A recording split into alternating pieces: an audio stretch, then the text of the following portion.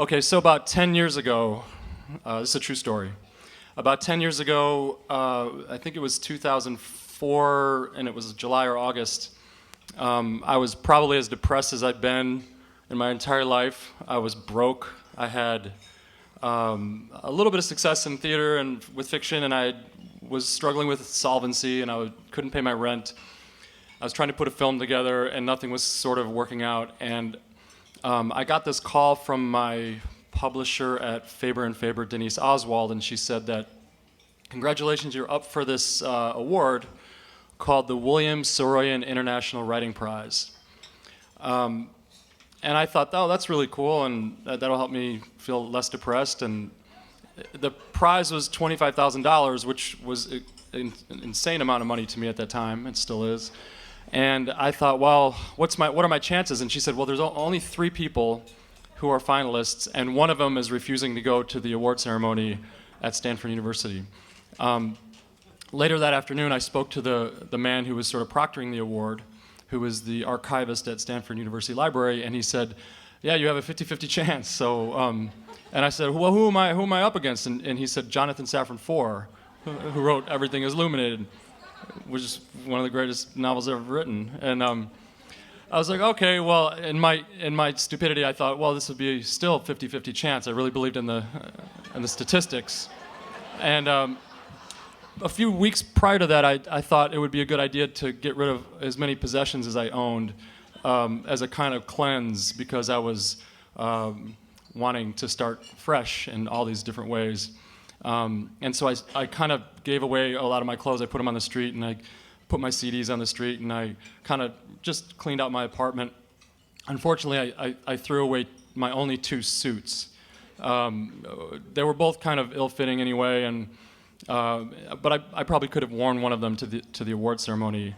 And I had to go out and buy a new suit. So I went out on First Avenue to one of my local thrift stores, and I bought this broadcloth navy blue suit, which is pretty heavy suit for the summer.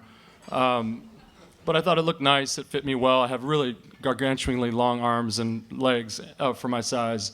I think I was supposed to be 6'9", and somehow it fit. And I put it on. I tried it on. It was like $60. And I said, okay, I'm going to take this suit, and I'm going to go to Palo Alto, and I'm going to try to win this award. So I get on the flight, and they paid for it, and they put me up in this very nice university hotel. And I meet the man who runs the award, and I meet Jonathan Safran Foer, who is really smart and gracious and articulate and brilliant. And we're invited to a cocktail reception at which I'm seated with William Saroyan's nephew, Hank, who is one of the judges on the committee. And so I'm sitting in one table, and Jonathan Safran Foer is sitting in another table, and there's another table that was supposed to have the novelist Hari Kunzru there, but I would later learn that Hari was smart enough not to travel from London to the award. Hari and I would later become friends, and we're very close friends to this day, but he had already lost to Jonathan Safran Foer 5 times that year. So anyway, I'm sort of still believing that I can win this award, and I'm hedging my bets, and I'm trying to get insider information from Hank, and he tells me how much the committee liked my piece, and it was actually my play Nocturne, which was, if you read it, it looks sort of like a novella because it's written, it's a monologue, and it's written kind of in a longer form. It doesn't look like a play. And the requirements for the award was that it could either be a piece of fiction or it could be a piece of theater, because William Saroyan himself was a novelist and a playwright. Anyway, so I'm talking to him, and he's telling me how much he liked my stuff and how the committee liked my stuff, and I was really excited to think that this could feel better and better as the night went on. And I'm looking over to the other table, and I'm seeing that Jonathan Safran Foer is having a similar conversation with 3 of the judges. And I realize I'm sitting with 1 judge, he's sitting with 3 judges. I'm still kind of mixed up about the whole thing. About 20 minutes later, after about 3 white wines, which I probably shouldn't have had, we're escorted outside to this atrium, which is the front of their new library, which is this beautiful multi-million-dollar library that they had built that year. This was the first year of the award, so they invited like 500 people, a lot of librarians and book people and people from the Palo Alto and that part of the country were there. It was a beautiful night, And I'm in my blue broadcloth suit and a tie and some really bad-fitting wingtips. I should also tell you that my foot grew 2 sizes after college. And so for about 10 years after college, I never fit into my own shoes. And so I was uncomfortable and getting drunk on white wine. And finally the ceremony begins, and the man who was the proctor of the whole thing, he steps up to a lectern, and he welcomes everybody, and he talks about William Saroyan and his legacy of writing and his family and Hank and this wonderful award and this $25,000 prize. And during his speech, I look at the invitation, the formal invitation on everybody's chair, and I see that there's no second prize. So I think, wow, this is kind of all or nothing, right? So I came all this way and $25,000 or nothing. And I'm like, stay positive, stay positive. He calls me up to the lectern, and he starts to recite some of the quotes, the hyperbolic things that the judges said about Nocturne, and it was really nice to hear. Then he reads some of my bio, which was nice to hear.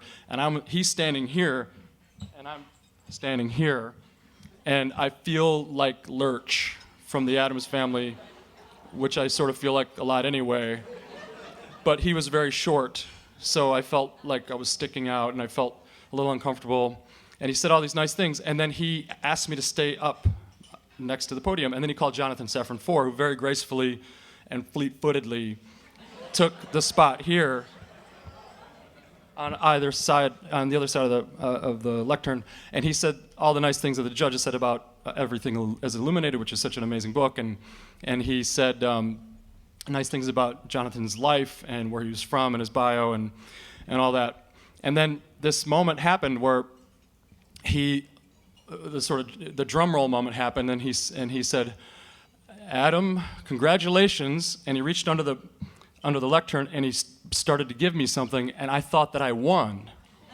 So my whole nervous system just went bananas, and my heart starts beating 1,000 times a minute, and he goes, "Congratulations," and then he says, "You didn't win," and he starts to give me a lucite statue that has a self-portrait of William Saroyan's face. It looks like he kind of did it with pipe cleaners. And he starts to hand me this statue, and he says, "You didn't win, so sit down." So it was very confusing.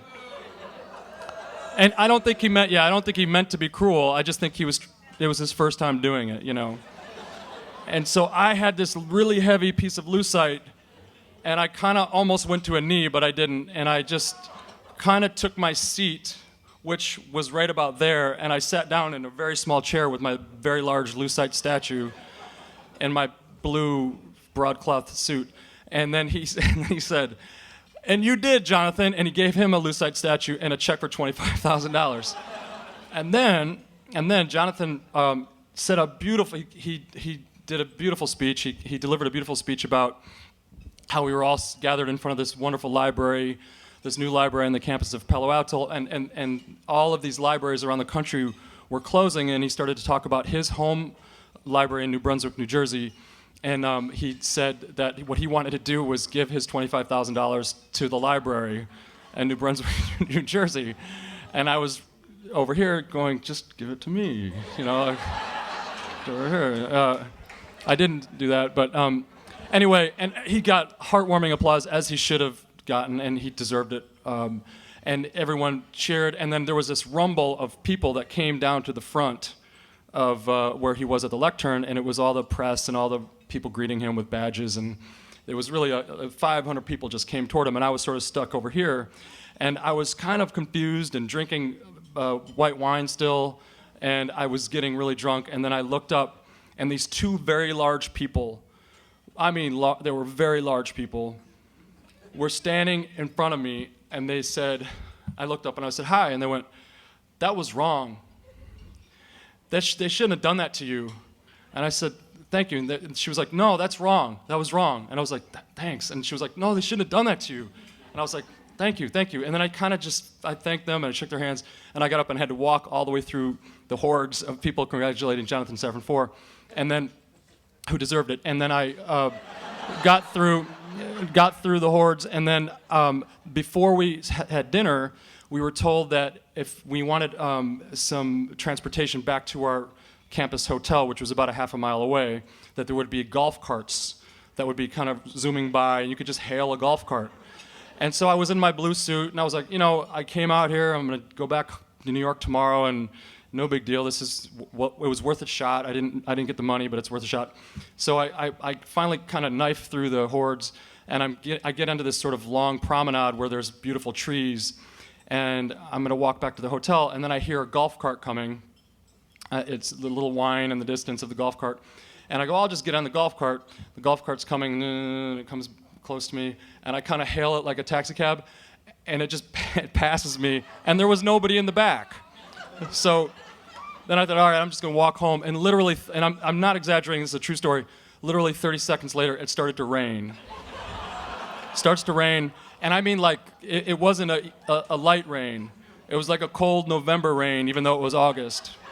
And so I'm just getting pelted with rain, and then I get back to and I'm drunk on white wine, and I lost. And I walked this whole way, and my feet hurt, and I finally get back to this hotel room where I was so exhausted, I think from flying and all this stuff, that I just laid down in bed in my blue suit. And I woke up in the morning at like 7:30 in the morning for my flight, and my blue suit had bled all over the white comforter. And I took it off, and I threw it away. And my underwear, which was my only pair that I brought, was also blue. That's my story. Thank you.